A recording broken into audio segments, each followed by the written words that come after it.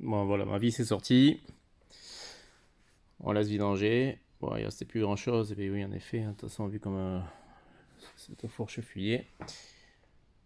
Donc à partir de maintenant, on va lever cet élément-là, celui-ci, qui est tout simplement avec un petit tournevis, qui est le cache-poussière. Alors, petit instant, je me trompe de main. Voilà. Hop. On va mettre la pointe du tournevis entre le rebord et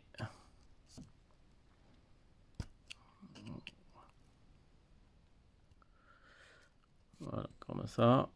Et on va le soulever tout simplement. Voilà. Dessous, on va trouver un petit ressort. Enfin, un genre d'arrêt en fait. Hein. Pour le défaire, il suffit avec votre tournevis de prendre le levier, de le lever. Vous faites ça en plusieurs endroits et voilà, il saute. Bon, quand ils sont trop abîmés, il faut prévoir de les remplacer. Celui-ci a encore son élasticité. Des fois, l'oxydation fait qu'il faut y remplacer. Hein. Maintenant, je profite que ma fourche soit encore accrochée à ma moto. Voilà. Et je vais venir extraire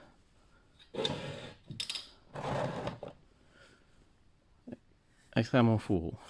Donc, pour ce faire, je vais mettre des petits à-coups.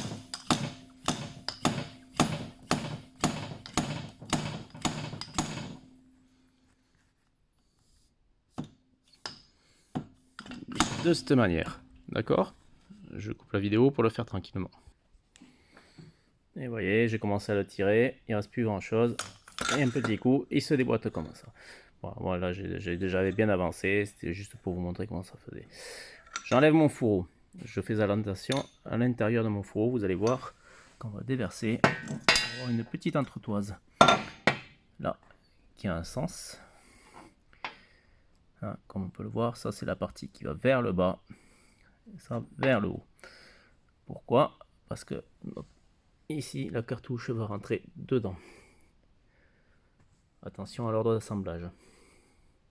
Maintenant que j'ai fait ça, et bien on va pouvoir enlever le tube complet. Pourquoi l'enlever? Parce que ça permettra de bien le nettoyer, de sortir son ressort. Pour ça, on va faire cette vis qu'on avait resserré tout à l'heure pour le démontage.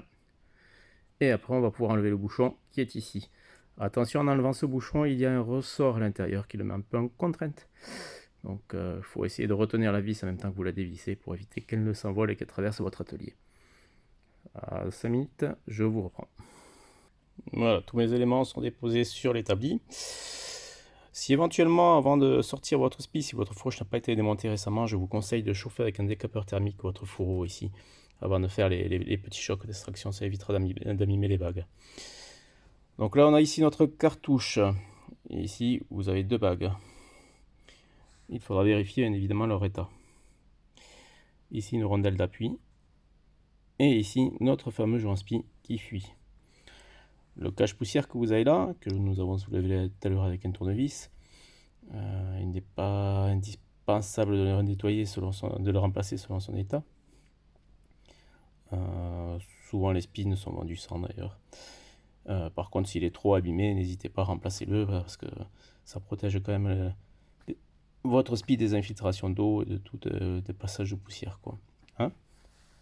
Allez, maintenant nous allons dévisser notre bouchon qui est ici. Et vous allez voir, d'une main vous allez tenir fermement votre tube, de l'autre votre clé avec votre clé BTR que vous allez mettre dedans. Tenez fermement, retenez parce qu'il y a la poussée du ressort. Je vous reprends dans un instant. Voilà, notre bouchon est enlevé. Et là, vous voyez le ressort qui dépasse, donc la petite contrainte du ressort qui a tendance à pousser le bouchon, il faut faire très attention. Attention aussi à notre état du joint torique à cet endroit-là. S'il y a des imperfections ou quoi que ce soit, n'hésitez pas, vous le remplacez. Il vaut mieux éviter d'avoir des infiltrations d'eau dans l'huile ou quelques fuites à cet endroit-là. Hein, le démontage, c'est un joint qui doit valoir 2-3 euros. Il vaut mieux le remplacer à ce moment-là. Et maintenant, on va On a enlevé le bouchon, on va sortir notre ressort.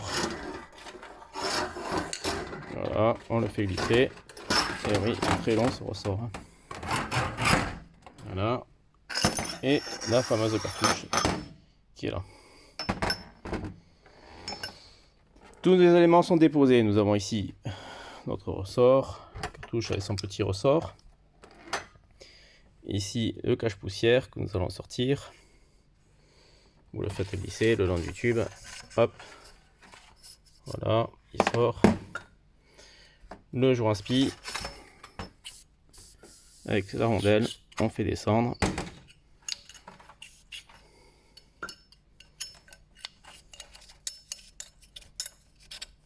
Ah, c'est pas facile de faire les choses à une main.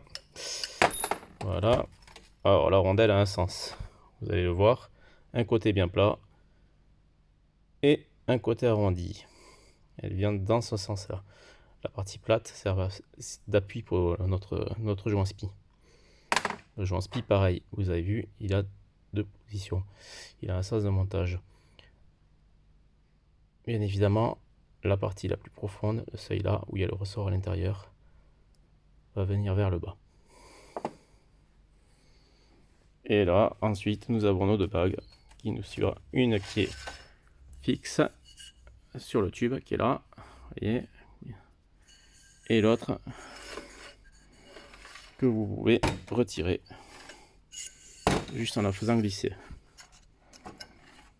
Si vous souhaitez retirer celle-ci pour la remplacer, là, notamment avec quelques pètes comme maintenant, il vous suffit de l'écarter avec un petit tournevis plat à cet endroit-là, la jonction entre les deux, là, vous voyez, et vous la faites sortir tout simplement. Maintenant, on va procéder au nettoyage des pièces et je vous reprends dans un instant. Voilà, nous avons nettoyé tous les éléments. Alors moi j'ai la chance d'avoir une fontaine, ce qui n'est pas le cas de tout le monde. De l'essence, un pinceau, vous nettoyez tout, surtout l'intérieur du fourreau. Hein. Vous nettoyez bien l'essence, vous passez un petit chiffon dedans avec un... Vous servez d'un long manche ou d'un tournevis pour aller bien au fond nettoyer. Vous séchez tout et que ce soit propre. Pas de petites cochonneries, pas de petits poils ou de petits cheveux qui pourraient se glisser dedans, hein, à éviter. Notre tube, ben, on en profite pour le vérifier, qu'il n'ait pas d'impact, qu'il ne soit pas abîmé, donc ça va, celui-ci il n'est pas très usé. Ici il y a des traces mais c'est pas d'impact, c'est de l'huile que j'ai mis tout à l'heure dessus, je l'ai redressé. Si éventuellement vous avez des petites impacts légères, on va dire, ou un peu de traces d'oxydation, vous prenez un peu de paille de fer fine comme ça, légèrement grasse, hop, vous passez un coup dessus, vous nettoyez, vous essuyez, et puis on enlève les petits défauts. Donc maintenant, il va falloir procéder au réassemblage. Pour ce faire, on va commencer par prendre notre tube plongeur qui est là.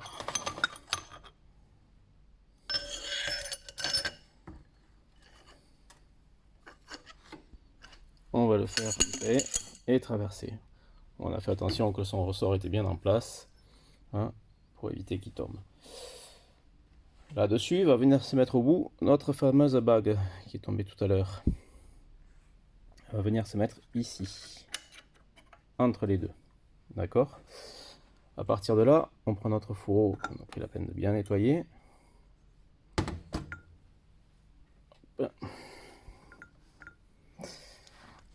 Et on va venir faire glisser notre tube à l'intérieur. Pourquoi je le fais dans ce sens? Et bien comme ça, ma petite bague, elle tombe pas et j'ai pas à courir derrière.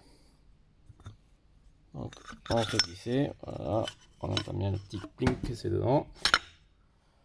Voilà, notre plongeur, notre tube est dans notre fourreau, notre bague doit être en place. Et maintenant, on va remettre sa vis. La vis, bien évidemment, que je n'avais pas ramené avec moi. Pour pouvoir serrer la vis à cet endroit-là, c'est là où vous allez avoir besoin d'une BTR de 12.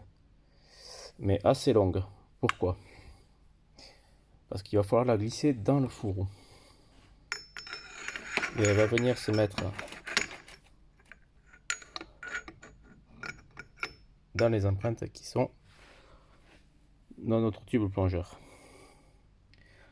Cela nous permettra de le maintenir le temps de procéder au serrage avec la vis qu'on va rentrer là avec un nouveau joint. 2 secondes, j'attrape la vis, je prépare ça.